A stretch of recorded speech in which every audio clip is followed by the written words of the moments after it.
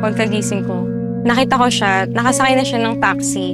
Sinabi nila na hindi na pala babalik si Lola. Kailangan niya nang magtrabaho sa ibang bansa. Lumaki po ako sa lola ko. Siya po yung nagturo sa akin kung paano po mag-toothbrush, yung tamang way ng pagligo.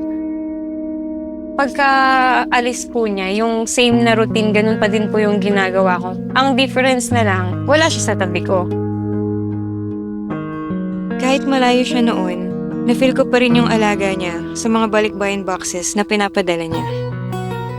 Yung mga stuffed toys, sabon, mga chocolates, candies. May mga time pa na may padala si mama na mga maliliit na Colgate.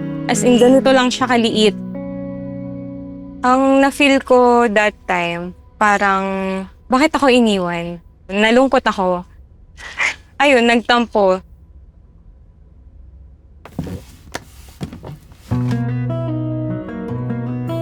Sa 15 years, always pong pinadadalhan ko siya para sa protection ng teeth niya. Kahit na malayo ako. Mas na-realize ko yung mga bagay na ginawa ng lola ko before. Gusto ko lang malaman niya na na-appreciate ko lahat ng ginawa niya. Lahat ng efforts, lahat ng sacrifices. Apo ko, kahit napalayo ako, para sa iyo rin yun.